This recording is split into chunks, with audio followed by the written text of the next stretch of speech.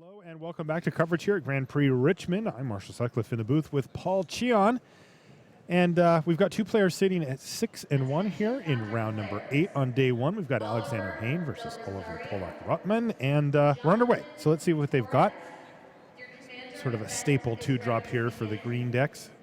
Bitterblade Warrior. What in the world? Oh, you don't see that card on the battlefield too often from Alexander Hayne. Yeah, so Watchers of the Dead. Yeah. Sometimes you need a 2-drop. And that's really all it is, right? Yeah. When it dies, each player gets to, like, look at their whole graveyard, pick 2 cards, exile the rest. Yeah.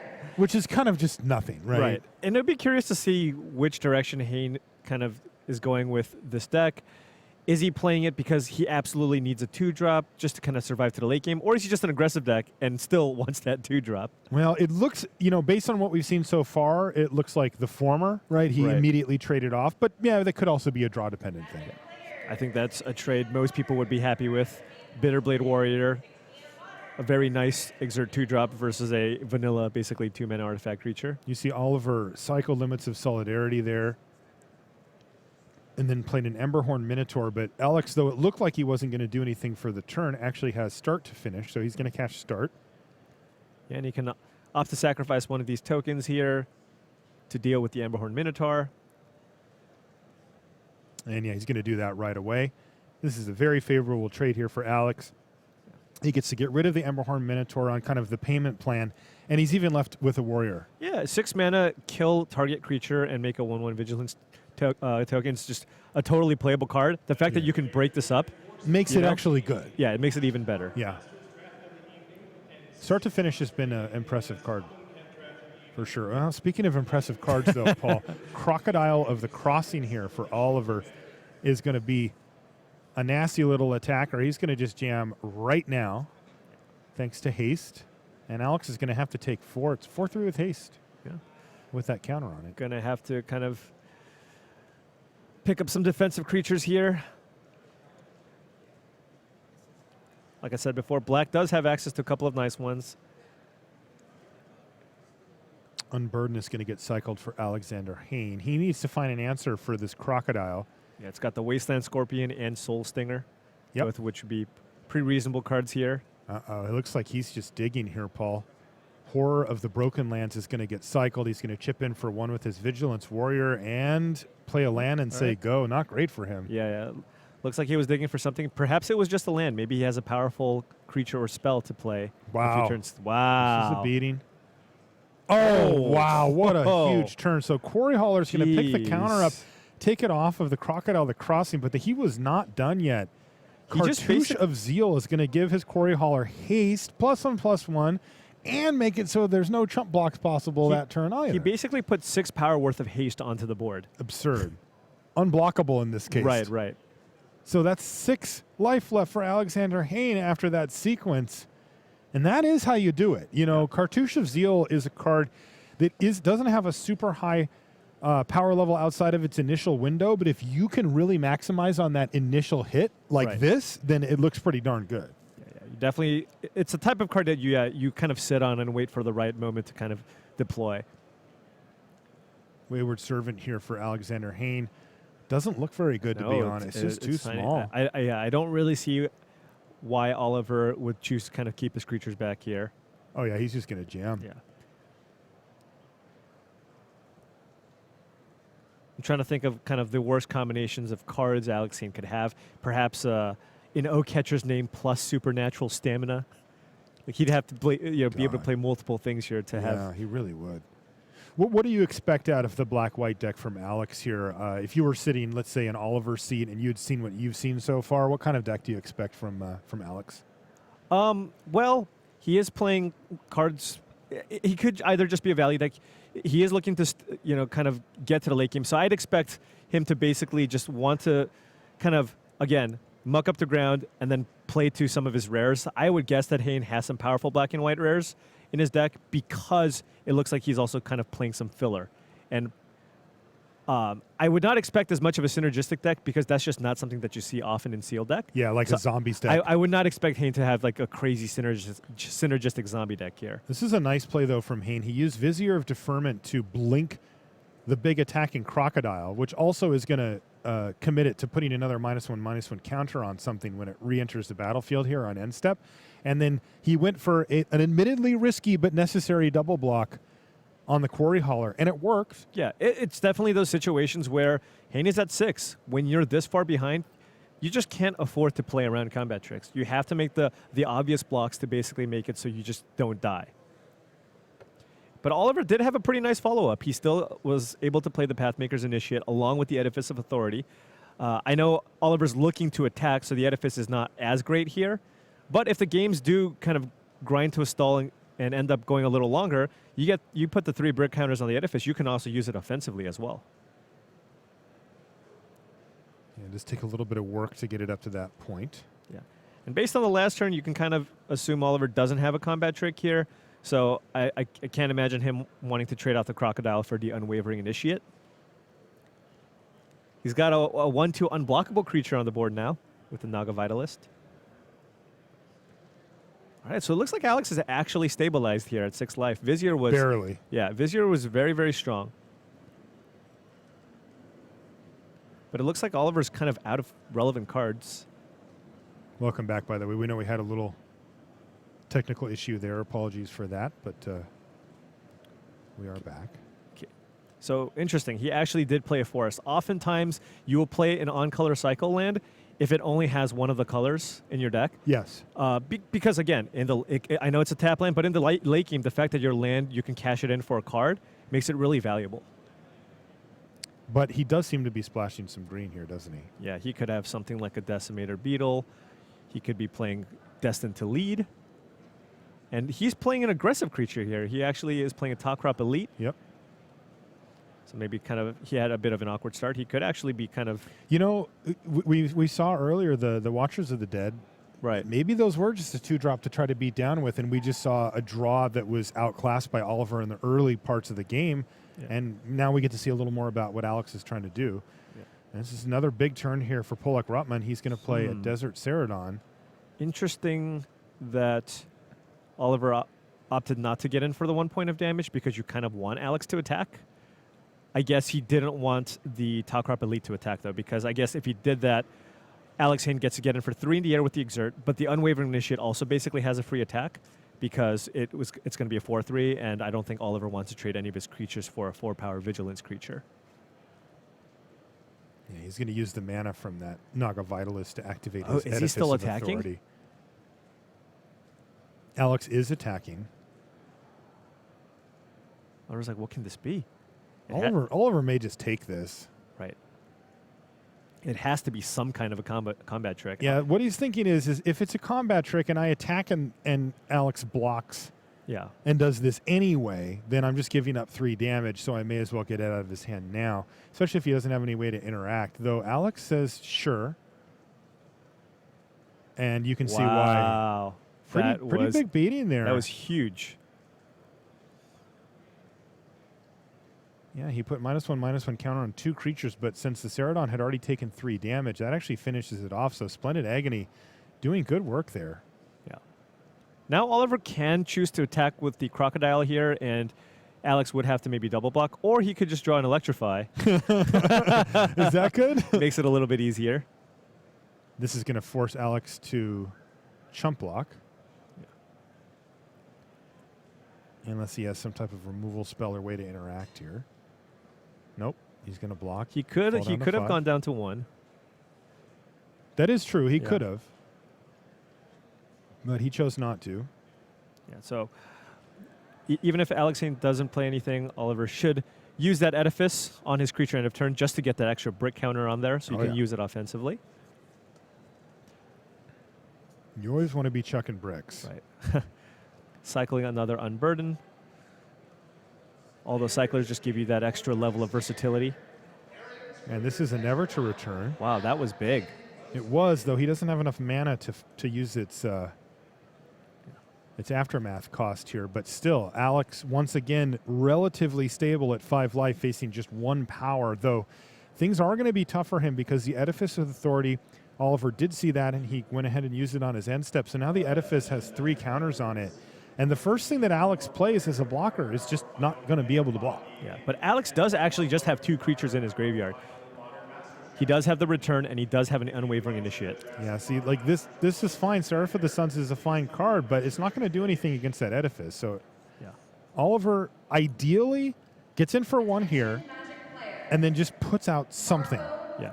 What Oliver really needed to do was basically draw a creature in the previous turn. Yeah. Because that way it puts a lot more pressure because Alex is going to be able to play 1 creature. Now, this is a good one here for him.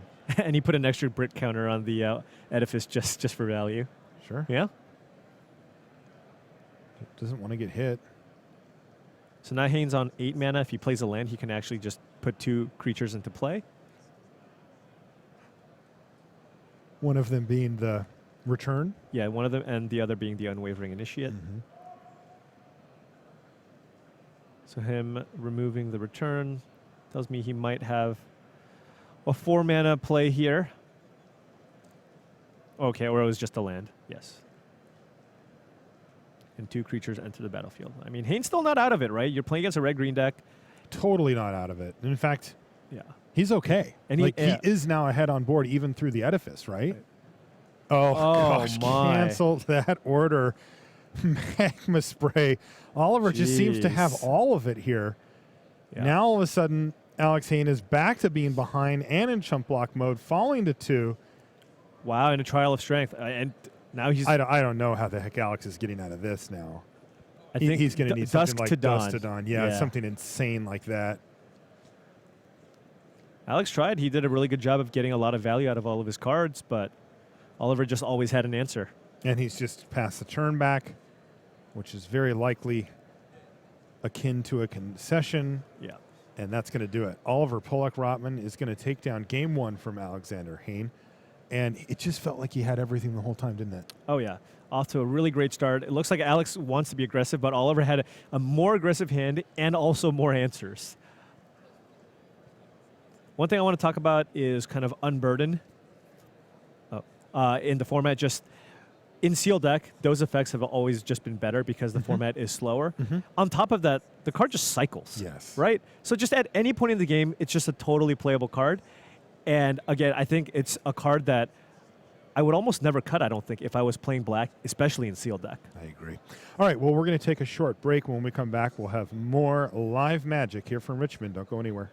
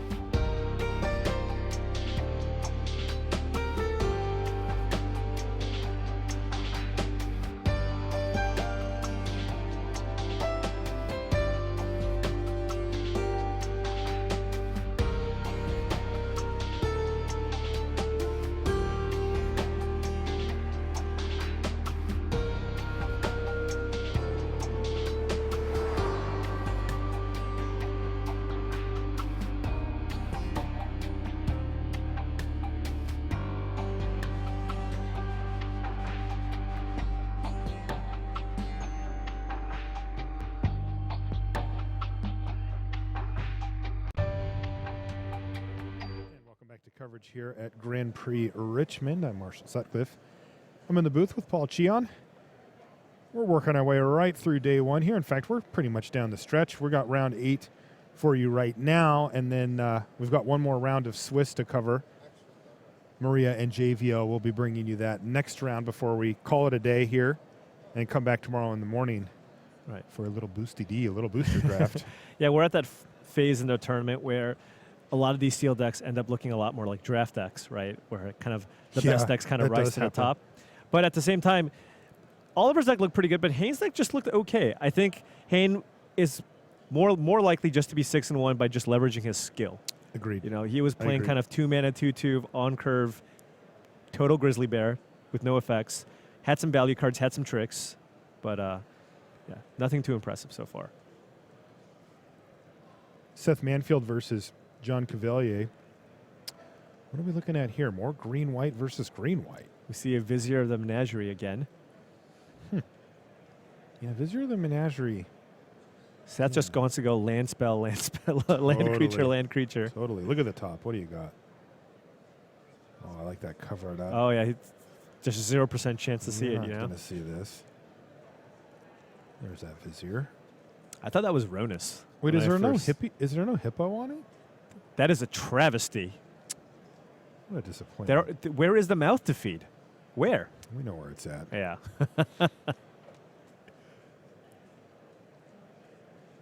So Seth is at 6 life, though.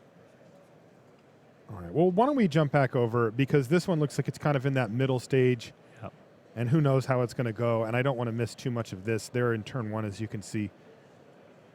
And a reasonable curve here for Alexander Hayne. He's got Fanbear into Watchers of the Dead. But Nefkrop Entangler here for Oliver Polak Rotman is going to threaten to do some damage. There's the Watchers of the Dead. Yeah. Not an important card in the format thus far. Right, exactly. We have seen 2/2s for 2 mana play a role in Right. Limited. Just doesn't seem to be good in this Exactly. A lot of the 2-mana creatures in this format have some kind of utility, right?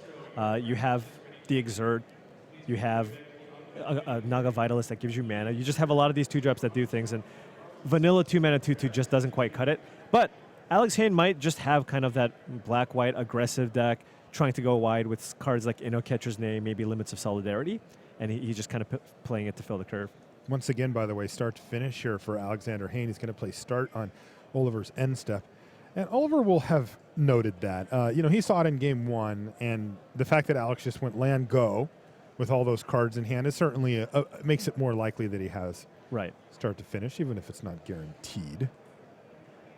So he's going to chip in for 2, and then pass a turn back with 4 mana available, including a Fanbearer on the table all ready to go. Yeah, so a couple of scary cards. If I was Oliver, I would really look to not play a 1 toughness creature here if I can help it, because he saw the Splendid Agony. And Oliver didn't have a play here, so it makes me think that he might just be holding removal spells. Electrify, We saw Electrify, we saw Magma Spray, and this is kind of the turn where you would expect Alex to play a large creature, maybe a Top Crop Elite, something along those lines. Maybe a Hidden of the Broken Lands, a Horror of the Broken Lands. Mm-hmm. He's going to start off by attacking with both of his 1/1 Which warriors, means he's and okay. then pass a turn Wow. back. And we can see exactly what Oliver Polak Rotman had in mind. Deem worthy on the cycle to kill a Fanbearer. That's a nice one. That always feels bad to get deem-worthied Oh on my the cycle. God. Especially on a good card like Fanbearer. Right. Fanbearer can do serious work against a deck like Oliver's. Big green creatures. Yeah. Cards like that one, for Jeez. example. So Crocodile the Crossing back again. And he's even going to exert here, so this is an attack for 7. So here I can see Hayne going trigger on the stack, Splendid Agony, get the Entangler and the Crocodile and double block the Crocodile, or have Stone Nothing, which is what it looks like. Hayne. I was going to say, I like your line a little better than the one that Alex took of don't play any spells. Well, he had 5 mana and 3 cards. I in there. know. I was like, this would be a pretty good turn for Splendid Agony. Splendid Agony, yeah. Yeah, that's not what he had. So, Alex, not a lot of action here. Yeah, what could it Well, be? Okay. kind of awkward. He's got a supply caravan and 2 vigilance creatures. He needs a tapped one to get the free creature. Can't make that happen. Yeah, that is definitely a numbo. But 5 mana 3/5 actually pretty good on this board. It's good on a lot of boards, yeah. Okay. Pathmaker Initiate here for Oliver Polak Rotman. He can tap that to give a creature with power 2 or less unblockable until end of turn. And you can actually get 3 points of unblockable damage through because the Nefkrop Entangler triggers after you attack. That's right. Of course, when you exert. Okay, so this is starting to make a little more sense when you're just trying to break down and figure out what kind of spells Alex Hayne could have in his hand. And given that Oliver didn't really have a great creature on the board, he thought the Fan Bearer would be able to take out the Crocodile there. He just kind of held on to the compulsory. Yeah, compulsory rest. Yeah. Yep. But Oliver says, well, I don't have anything else to do with this, so I'm just going to get my 2 life right now, thank you. Plus, he is a little low on life. So. Another card Hayne could have is just kind of maybe an overcosted creature that he can't cast yet. I would, if I were on Oliver's side, I would guess maybe Seraph of the Sun might be one of the cards he could have in his hand. And now Oliver's hit kind of this time to tank it out mode. And Ooh. so here's a situation where we got to see Oliver use the Cartouche of Zeal to great effect in the first game, where we were like, wow, what a turn.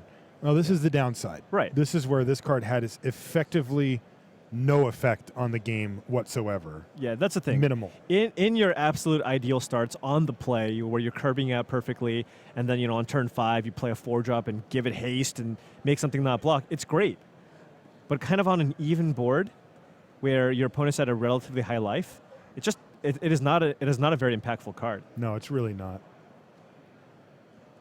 Alex is going to use Never to Return to decimate Oliver Pollock-Rotman's board and leave him with lethal against no board. You should just play it like a large creature here. And Kenricheatir not quite big enough. Not big enough, no. Nope, he can chump block or eat one of the warriors and go to 1. Yeah, I think the winning play, to put yourself in a position to win, is basically hope Alex has nothing, block a 1/1, and hope to draw another creature. Yeah, something big. Right. Yeah. But at the same time, Alex does have a return in his graveyard, so he's just going to have a bunch of creatures in play. Yeah, and there's another one with the Wasteland Scorpion. Oh, okay. What did he just Oh, right, of course, he still had Finish in his graveyard Oh, as and well. that's just lethal. Indeed. Yeah, Oliver needs a removal spell or a flash creature, and he doesn't have either. So he's going to pick up his permanents, and Alex gets the job done the dirty way there. I like how He had multiple Watchers of the Dead. Yeah, sometimes it's kind of hard to see what cards in their graveyard. The fact that Alex Hayne just kind of had a hard removal spell in his graveyard there. Yeah. Yep. A lot of 2-for-1s in Alex's deck. He's got the Start to Finish. He's got the Never to Return, and then also the multiple copies of Unburdened. Okay, well, you can see what Seth Manfield. So it looks like Seth lost that first game with the Indeed. Vizier in play. He's got it in play again. Slightly more robust life total. Ooh, there's a Regal Caracal as well. Maybe that just comes in like a 2-pack run. Is that possible? It's possible. I'd be happy if I got both of them, I'll tell you that. Yeah. Ooh, but John's got a nice rare in his graveyard, too. It might have been exiled already, though. What does he have? Prepared to Fight. Oh, yeah, that is a good one. Yeah. Even just Prepare is very good. Yeah, that's just a totally solid card. You can ambush creatures, gain a bunch of life. You can use it to re-exert your creatures. And then if you ever just cast it in the same turn, you can also fight a creature and gain like 6 life. Just does a whole lot.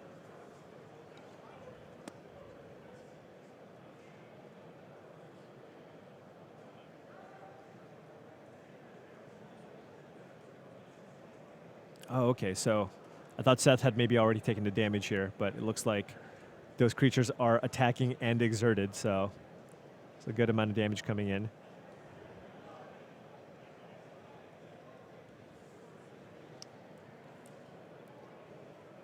Did everything attack? I'm assuming the Unwavering Initiate with the Cartouche of Solidarity is also attacking, but Seth doesn't really have a good block there.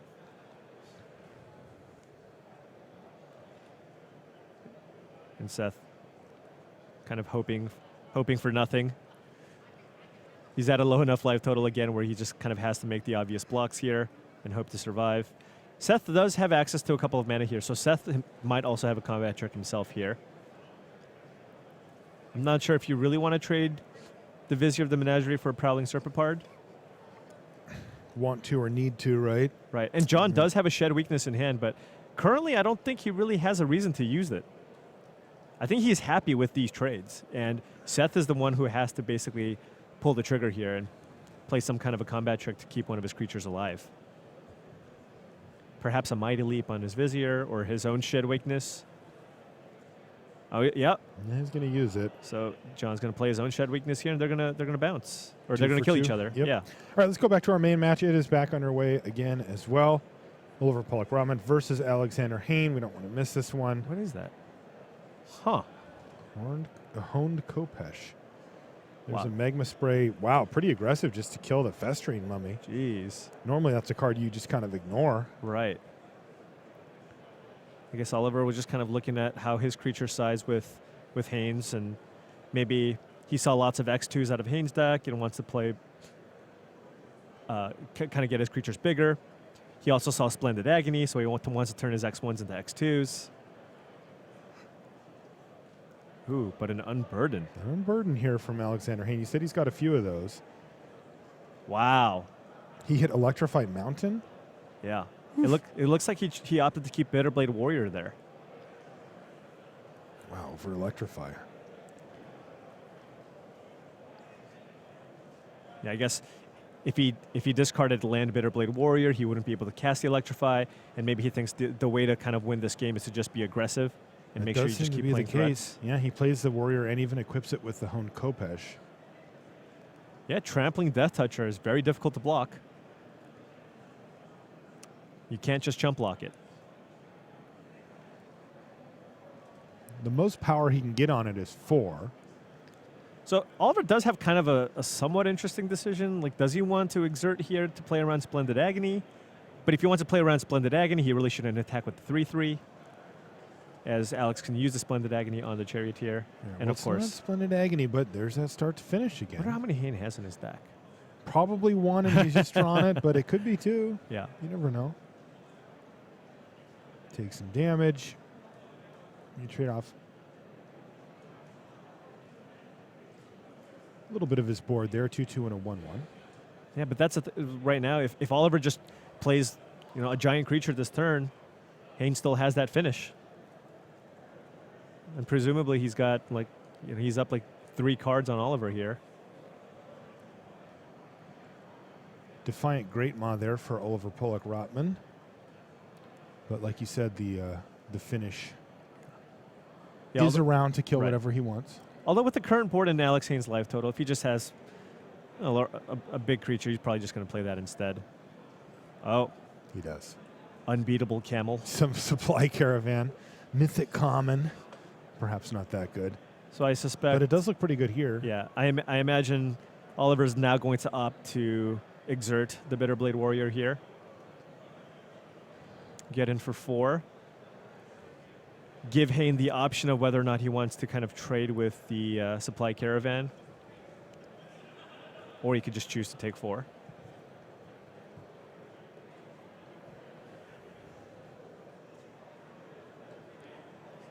All right, Quarry Hauler's Wow. the follow-up. Alex did take the 4. That's a good play here for Oliver Pollock-Rotman. That was a nice series of draws. It really was. And now he's got the Quarry Hauler, which is a 4/3, and it doesn't look like it matches up well with the Caravan. But he's got the Kopish on the board. He can move that over to the Quarry Hauler. Yeah, it does look good for that. Could completely enable an attack that he just would not otherwise have. And I'll be honest with you, Paul, I'm not a huge fan of the Honed Kopesh. I do It is not not. find it to be a very impactful card. But hey, it does have its uses. It's not Right. 0, right? Yeah.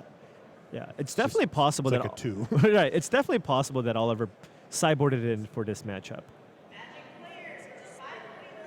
Okay. Finishing that off. Yeah, now Oliver actually just doesn't have a great attack. He can't, even if he moves the Kopesh over, it's not going to be big enough to attack through the Supply Caravan. Defiant Great Maw currently at a 3/4. Mm-hmm. Move the Kopesh over into a 4/5.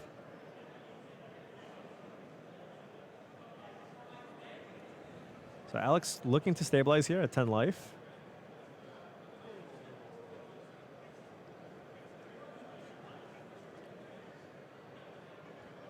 Oliver has done a reasonable job after he was basically hellbent. Drew a couple of threats that put some pressure on Alex, but Yeah, he did get unburdened earlier this game. yeah. Wow. What was that? Oh, geez, never to return. Man, Just this game all is, the it just everything draws is- the same yeah. cards every time, too. Just all 2 for ones. Attacks for 4. Oliver's going to fall down to 19. And Oliver's board state is down to just the Bitterblade Warrior, and there's a Kopesh sitting there, too. Wow. Not great. Not great. So yeah, Oliver can opt to basically get in for 3 damage here, but Alex spending that turn to put the Wayward Servant onto the battlefield. Like you said, it doesn't Right. have massive synergies in his deck. We haven't seen a lot of zombies, Yeah. but there's a But few. he does have a return in his graveyard Yeah. that does put a zombie token onto the battlefield. That is another drain effect. There you go. And in terms of like kind of mana spent, that just works out perfectly for Hane because he can spend the 4 mana to make a token and still keep up mana for the Fan Bearer on the following turn. You get a free drain out of the deal. Yep.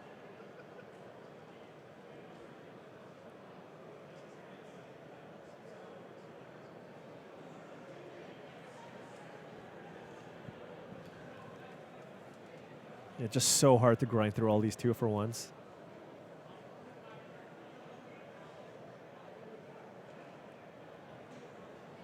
Take a look at Hane there as he goes in the tank. That's his thinking face. Yeah, that was the the intense glasses adjustment there Oh, as yeah. well. And Oliver looks like he's in pain. He's just like, what am I going to do? And to be fair to him, he is kind of up against it here. Just down to the 1 threat left. Yeah, so Hane can just start chunking away with the with the caravan, make a zombie, exile something. It shouldn't really be too relevant against the red-green deck. There's No. not really any way to recur creatures from your graveyard. I think if anything, I would remove a spell in case Oliver had something like a Warfire Javelinier. Sure. So I would. There you go. He And took it out. He yeah. took out the Electrify. Yeah. Small edges. Yeah. No, another land here for Oliver. And, of course, his Bitterblade Warrior is just going to get tapped on end step by Alex. And Alex could very easily be marching his way to victory as it looks like Oliver Pollock-Rotman is about out of gas here. Yeah. And he's on a 2-turn clock. Still have this. 6 damage. I'm assuming 6 he plays a land damage. too. Yeah. I was like, there's no way that last card in his hand is not a land because he would have just attacked. Yep, and there you go. The handshake extended, another land off the top, and Oliver is going to have to settle for a flood out there. Tough loss for him, but props to Alex Hane, man. He's got some mediocre stuff in his deck, Yeah, and he's just still winning with it. He is winning with off the power of his kind of Aftermath cards? Yeah, of his both of his aftermath cards that he's Yeah. played every single game. Yeah, So, he played them every game, but the thing that those 2 cards share with each other is that they are relatively unconditional removal. Right. You know, they're like, even if your opponent plays some bomb or something quite good, you can usually kill it with Yeah. those. Of course, the gods need not apply to that. Let's jump back over and see what John Cavalier versus Seth Manfield looks like. It looks like we're still in that second game somehow. Well, Seth's got a Sandworm Convergence on the battlefield. Game. So And he's at 13 life. I've seen it. it will literally be game very soon. Yeah, there's just no way. Without answering it, Right. it's almost impossible to beat. And it looks like Seth Manfield might also have a Prepare to Fight in his deck. Okay. I'm assuming that's his as it's right on top of his deck. So, yeah. Some nice rares on both sides. Seth's got Vizier the Menagerie, Prepare to Fight, and Sandworm Convergence. And I thought John was going to be ahead after that big attack, that big exchange where they traded the Vizier for the Serpapard. But Sandworm Convergence changed your mind, huh? Just a little bit. A little bit. Just yeah. like, yeah. Like, it's okay. I mean, 8 mana for a 5/5, like, that's not absurd, right? Not for the first one. It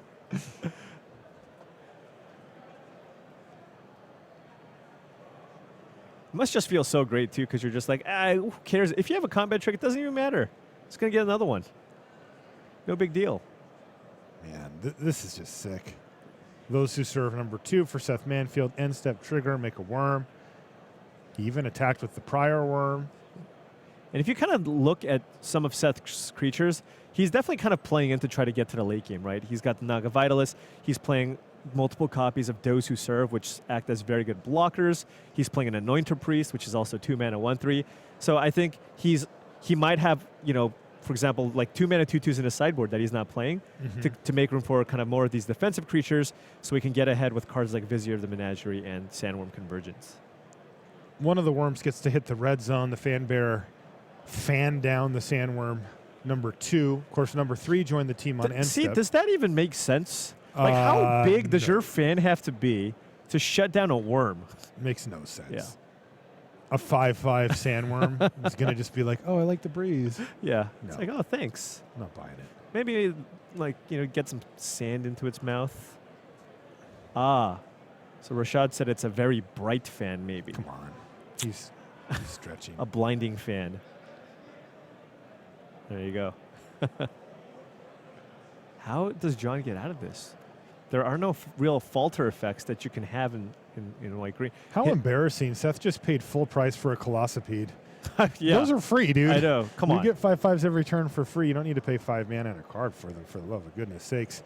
But it gets the job done, forcing a game 3 here. And we'll see if John has any answers. Sandworm Convergence is a game warping card. It's Absolutely. hard to get to that level of mana. It does cost 6 green. But when you do reach that point, the question becomes, if I fan out my entire library, is there a single answer in it at all for Sandworm Convergence? And oftentimes the answer is no. Yeah, that's the thing. Like, what's the percentage of games you've won after you've cast Sandworm Convergence? It's for really me, it's high. 100, and I have played it a little bit so far, but like I wouldn't be surprised if it's in like the 90s. Yeah, I would also say that I think I've beaten it once because, like, I happen to have a lay claim in my hand. There you go. You know what I mean? So you stole it. You took it from him. Right. So, which means the win rate on Sandworm Convergence itself might still be 100%. That's because true. I won It because did of win the that convergence. game. We can't knock it. It did its job. Again, there's still there are some answers, but there's a handful of them, right? You have Cast Out, Uh-huh. you have Forsake the Worldly, Yep. and Lay Claim. I think that might be the only answers. I believe so. Yeah. Well, there's Vindicate, but And Maelstrom Pulse. there is Pulse, yeah. It's funny, I joke, but I actually did get lucky and open one of those cool Vindicates Yeah. at the pre-release, and guess what one of my targets was? It was a Sandworm card. I'm not kidding. That is insane. Yeah. I have not had the luxury of opening one yet, as I've only played this set on Magic the Gathering Online, and you cannot open them No. in just your normal drafts. Those things are sweet. I remember when I first saw them, I'm like, oh, they look kind of weird. I don't know. I want to see one in real life. And then I open one, and I'm like, oh, this is cool. Yeah, it is cool. Now I want them all. But Just play more pre-releases, I guess. yeah, I remember during that pre-release, I used my Vindicate on a not Sandworm Convergence in a game, and then the game went very long, and my opponent played Sandworm Convergence, which swiftly dispatched me. Right. And so the next game, I had I was trying to hold on to that Vindicate for as long as I could. And that's a crazy card about that card. Like you said, it's a warping card. It was the only card on my deck where that you dealt might, with it. You might actually lose because you didn't use your Vindicate earlier. You know what I mean? And that was It's the the thing. balance I was trying. I didn't want to make that mistake, right? Right. Because if I, and anybody, if you ever find yourself in a spot where you can actually keep enough pressure on your opponent to kill them before they cast it, it costs 8 mana. That's like turn 14 on average if they're not ramping. Right. It's not turn 8. It's Right. turn 15 or 14. It's way up there. You have plenty of time to get your opponent dead, and you might want to use a card that helps do that. But the moment they stabilize, and you're just waiting for that 8th land to hit, and it's just like, yep, you just scoop them up. You can't beat it. It's one of those things, like, what if you're on the draw and it's turn 4 and you don't have any other play and your opponent's played like a couple of creatures and you're holding a Vindicate? It's like, you should probably fire it off. Yeah. But then I also thought about blowing up their land. everybody. I thought about it. Every time I've played and I've had that option come up, when I'm streaming or something, everybody wants to kill the land. I know. I didn't do it. I couldn't bring it just didn't make sense, but I thought about it. Yeah, or like always use your hand disruption spell, always get their Bird of Paradise, always get their Caryatid, any ramp creature. It is funny how that works. I don't know what it is about People that. just love winning through Mana Screw. Also, people hate losing to Mana Screw. Maybe that's why there's not as much land destruction effects. You don't see that as often at 3 mana in the format. That's true. Well, John with Ronus's Monument. Yeah. What do we think about this? I certainly like it on turn 3 here in a creature-heavy deck. Right. He probably is going to get to trigger that multiple times this game, and it is really tough to race. I think on turn 3, the card is actually very good. Probably so. But of course, With 15-plus creatures? Yeah, in white-green, most of your deck's going to be creatures. He's going to have Totally. maybe a handful of combat tricks. Yeah. But yeah, again, if you get the ramp effect out of it, it just kind of it piles on. You know, I had a deck with It's a this lot and of damage. 4 Colossopeds, and I just played this turn 3, and I just went like Colossopede, and it was just so hard. And it just makes blocking impossible, Pretty good. right? Just giving your creatures +2/+2 and trample again. Wow. And look at this. He cast. Yeah, that's 6 Well- damage. Yeah, that is. He cast 2 creatures this turn and piled on an additional 4. Yeah, it is. When you're on the play and you play that, it is amazing. When you're on the draw, not so much. Also in the late game, it's not great, but He should have taken 6 there, right? yes, he should be 2 at 14. and then 2+2+2s. Right. Why would he be at 16? I don't know.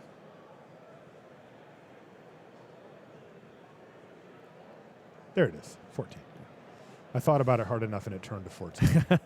And There's that's a the thing. Giant Spider from normally very good on this board. Now these 2/2s just run right through it if you cast a creature first. All Wow. John has to do is play a creature here. Also, you mentioned this earlier, but the Bitterblade Warrior picking up trample's a big game too. If it gets exerted, Yeah. the old Death Touch plus trample makes it very difficult to interact with on the And board. you can still trample through a ton of damage. That's right. You're only required to do lethal damage to the blocker, and in Death Touch's case, that's 1.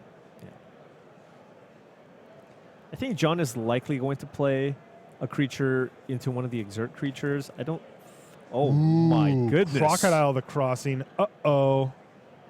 What are you going to target with both the counter and with the trigger? I would guess he puts the counter on the mummy. That seems like the least relevant creature on the board. Yep. It looks like he pumped up the Gustwalker. Just Curious if sending in he's- everything. Yeah, maybe lining up any exerts. That's here going to be as well. exerted, definitely. And the Gustwalker doesn't need to be exerted, as Seth can't double block to kill it. So if he blocks, it's just going to be a chump block. The Bitterblade Warrior will at least get a Giant Spider if it gets blocked. And then the Crocodile is completely safe as well. This is a lot of Wow, pressure. What lot a of start pressure. from John.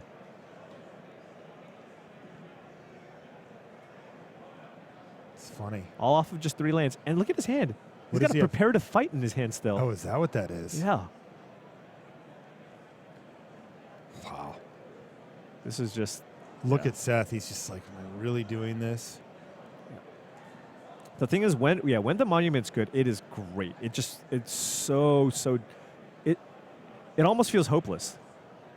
If you don't trade off the creature, first of all, you can't trade off the creatures because you're only going to just make attacks with your creatures that have, been made gigantic. So, yeah, it is a very, very snowbally card. Sometimes it doesn't do anything Yes. because you're on the draw and you're trying to play defense. Yeah, it's just a horrible late game draw when you're out of gas. Yeah, Doesn't do anything. but if you're just like kind of an aggressive green-white exert deck, yeah. Yeah, and you'd think him being stuck on 3 lands for 2 turns would be a bad thing, but it just means he has more spells in his hand. Right. And the monument, of course, makes his green creatures cheaper. Yeah, it's given him 2 mana this turn, too. Yeah.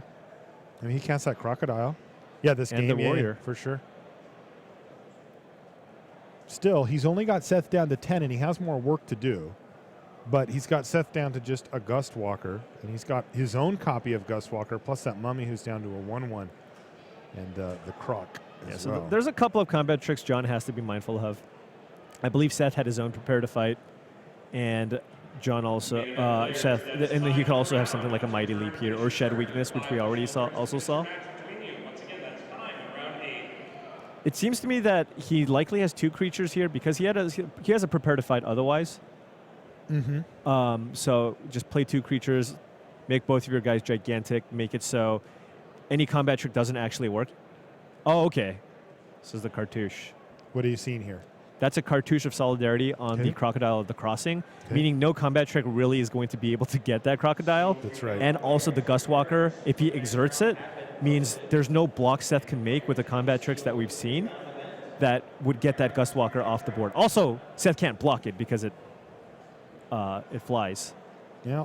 So now he has a Mighty Leap, but again, because it's been exerted, it's a 5/5. Right?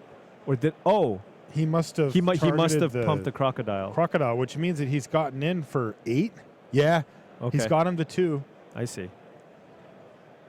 Well, he didn't really play around Mighty Leap, but he certainly gave himself maximum damage here. 8. He could have also just attacked with the Mummy, I think. Yeah. Still, Seth Manfield way behind. And John looks just like still he's gonna lose. massively ahead. Yeah, just hugely ahead here, especially if he can deploy a creature or two. It certainly will win in the game. Any creature on the crocodile is just going to win in the game here. With one white man. And there's a nothing. creature. Yeah, crocodile, get in there. Target the croc and just ship in the team. Bang, bang, bang. And that's going to be game. John Caviglia is going to defeat Seth Manfield here as 8-7 first strike trample. wow. It does have haste too. Yeah, yeah. I mean, we got to give it credit where it's due. Right. It's Yeah, and that does it. John is going to win. Yeah.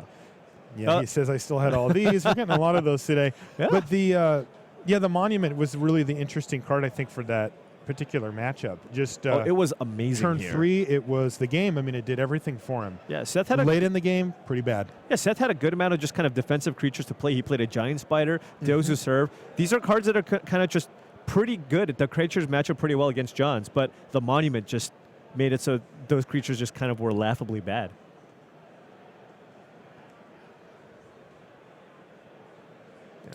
Yeah, interesting stuff. The Monuments have been some of the harder ones to grade, to judge, to figure out.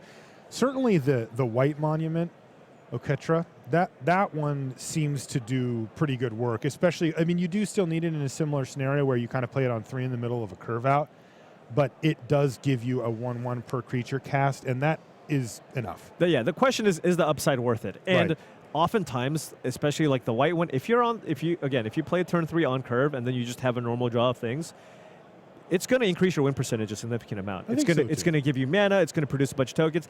And in those types of decks, you're trying to go wide. You often will have, again, like Trial of Solidarity or the Comet in Oketra's name and just kind of go wide, and that helps you there. So I think both the white and green Monuments are playable cards. I think the white one's actually good. The green one, still got to play with it a little bit more. And I think the other ones are basically unplayable. Yeah, that's kind of where I'm at, too. And make sure you build your deck to them. Right. All right, we've got a short break. When we come back, we'll have more Magic here from Richmond.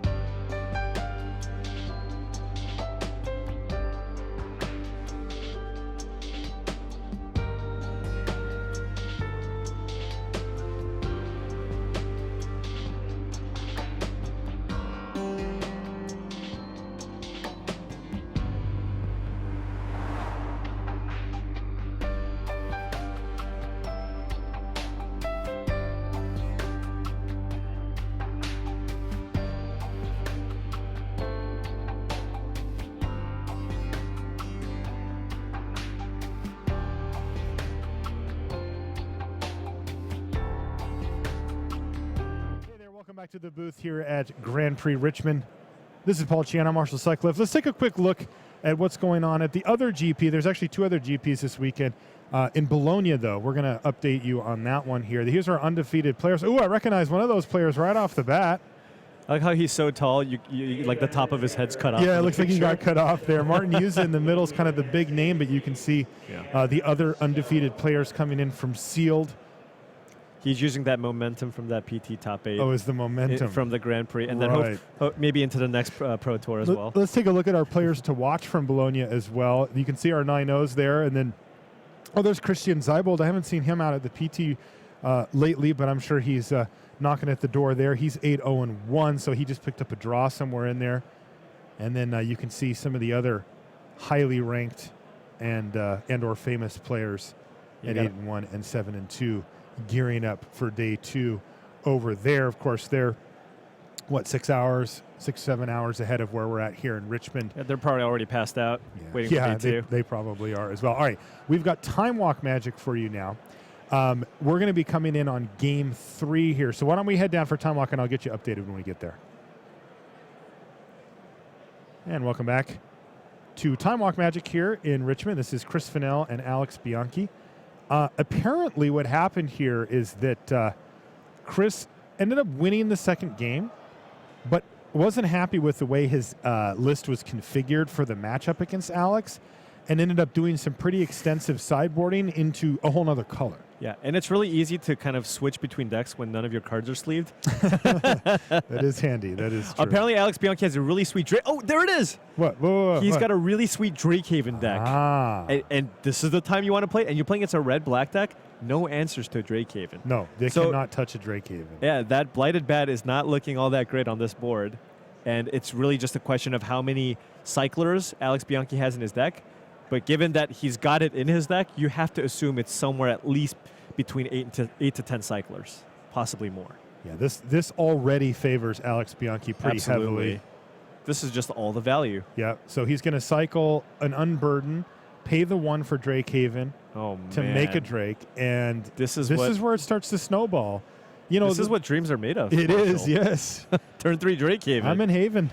Yeah, what ends up happening too is that you cycle a card to make a Drake, and then you find another cycler, and it's just like snowballs from there. Next thing you know, you're sort of churning through your deck, but you've got 4 Drakes in the air, and they just overpower your opponent. Wow, but Chris doing his best here. Okay, this is business for sure. Yeah. Ooh, Shafet Monitor, pay for it, get some more mana. So, I mean, now at this point, Alex has mana to basically make 2 Drakes a turn if he's got enough cyclers. Yeah, and you know he'll have built his entire list around it. Yeah. He also just needs, like, a large creature on the board, because currently Chris Fennell has 2 3/3 zombies on the battlefield. And that's an Edifice of Authority as well. He does have that. Yeah, he decided to cycle the Shafet Monitor and make a Drake rather than play the Edifice last turn. Yeah, it looks like he just wants to develop his board. He's got a lot of mana sinks. He's got the Drakehaven in play, along with the Edifice, which... His deck does look pretty mana hungry, but he's fed it. Oh, and there's more mana. More mana. You know, he'd love to see, there you go, something like, I was going to say a 2-4, but Shelly the Crab, the Crab is unbeatable on this board, Marshall. It's very good. Nice Pitiless Vizier. It's actually better than the 2-4 I wanted him to have, so there you go. The Pitiless Vizier looks pretty bad. How does Chris Fennell beat the Crab? Well, you know, I liked what he did by playing the Liliana's Mastery there, because putting 6 power out over 2 creatures is a good way to go around it. Right. Wow. Got another one. Wow, a Hieroglyphic Illumination. Ugh. 6 p.m. Modern Challenger next round. Interesting. Once again, 6 p.m. Modern Okay. So this basically forces Chris to have a cycler here to save the Vizier. Which he does. Yeah. Fortunately, it was one of his better threats as well. So the Bat's going to die. All the Drakes are going to die. Will Chris use an Electrify here to get that Ancient Crab off the board? It looks like he opts not to. Yeah, he's just going to go ahead and build out his board, playing an Emberhorn Minotaur instead. Yeah, but Alex still has that Edifice, so he can make it so the biggest creature on the board can't attack, which is the Minotaur. Oh, it looks like he might be flooding out here. I don't actually see any other cyclers. There's the edifice. So if you notice, there was kind of a brief pause there. I think Alex might have been thinking, can I get away with not playing the edifice for a turn to kind of get value off that seeker, get the loot, because he is very flooded here. One thing that actually would have been nice on this board is the Chafet monitor. If he considered a just 6/5. yeah, if he just cast the Chafet monitor, it really would have made things really difficult for Chris. He just can't attack with anything outside Right. of the Emberhorn Minotaur. Yeah, instead he decided to go for a land, a Drake, and a card, Right, which is hard to argue with that too. right. It's also possible. Yeah, I mean, Alex could have also maybe looked to draw 2 cards off the elimination, but I guess making the Drake there is also okay. But you could have also taken a little more damage because Chris hasn't cycled a single card. Making that attack with the 4/2, he has to have a cycler there. Indeed. So you're basically just kind of throwing away a Drake, and you might have been able to use that to maybe double block, one of the zombies or something. Well, Chris has an Electrify, but he still hasn't used it. He's going to use Wow. it now, Okay. and he's going to shut that little spigot off. So this is getting kind of interesting here. Yeah, but Alex is really just running out of gas, isn't he? yeah, he has cleaned up the board. He still has a crab, and he still got the edifice in play. So Yeah, he does Chris- have that, but he's out of gas. He has 1 land left in his hand. that is true. That is true. But if he maybe gets a cycler chain going, Chris doesn't have a great attack here either. Like if Chris can't attack with the Vizier at this point, Chris is down to 1 card. Alex Bianchi could just double block with the Vitalist and the Crab. Sure. Right. He'd settle for almost any action Oh, he can get in. there you go. There we go. 2/2 flyer, draw a card. 2/2 Death Touch or 2/2 Flyer draw card. In this case, I think I'm going to take the 2/2 flyer, draw a card.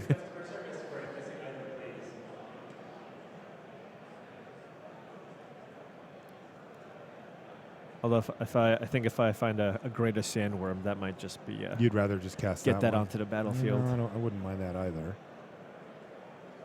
Yeah. And here's Floodwater, cycle, draw a card. You said he could get a cycle chain going, and it looks like he's done just that back to back now. Oh yeah. But wait, there's more?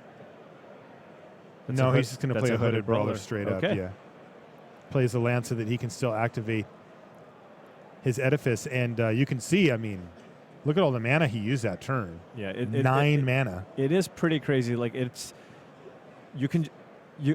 just get that chain going out of nowhere. And I mean, how many Drakes has Alex produced this turn? 4? I think he's made. This yeah. game, you mean? Yeah, this game. 4. Yeah. All right. What did Chris draw Actually, here? he's made 5. Wow. Yeah. Yeah. Unburdened Chafet Monitor, Hieroglyphic Illumination, Floodwaters, and a Scorpion. That's They insane. all turned into Drakes. 3-mana enchantment that makes 5 2/2 flyers. Is that good? And he's cashed in a bunch of them to sort of mitigate this board state. Yeah. But in the meantime, Chris is still just going to attack with all. Oh, actually, sorry, he did leave the Emberhorn Minotaur back. Yeah, that got edificed. So So that's not. I think he's probably putting the crab in front of the 4/2. Wow, he's playing really defensively here. He's actually opting to trade the Hooded Brawler here, despite it being a very good attacker. Wow, he could trade it off for just a Drake, but like you said, and the double block is going to get punished here by Electrify from Chris Fennell. Yeah, the crab does not die here. No, No. it just takes 4 damage. Yeah, Now, that did still work out pretty well for Alex Bianchi, though. Look at the board state now. yeah, Alex is definitely ahead. He He can start attacking with the Drake. and he can lock down the Minotaur with Yeah. the Edifice. Wow. Well, that's aggressive. He's going to He trade must have drawn 1 something. damage for 4? No, he's got a 5/5 blocking Serpent. That makes sense. Right. Yeah, the Edifice, once it gets 3 brick counters, makes it so that you can't, the creature can't attack or block until your next turn. Or use activated ability. Yeah, it just shuts everything down. Mm-hmm. Yeah, definitely have used it on Fanbearer and even a Naga Vitalist to prevent my opponent from casting a Sandworm Convergence if they had There it. you go. Once again, the Emberhorn Minotaur is going to be the unhappy recipient of a brick. Yeah. And attack for 7, which is a 2-turn clock here for Wow. Bianchi. And he even finds an Aven Initiate. And this one has completely fallen away from Chris Fennell here. Yeah, On top of all the problems he's facing, Bianchi's at 17 life. It's not like he's going to be able to just steal this one in one fell swoop Right. without anything extraordinary happening. So yeah, Bianchi's strategy of bad just news. aggressively just trading, believing in your deck, knowing that once you just start drawing cyclers, you're just going to make more creatures, is paying off here.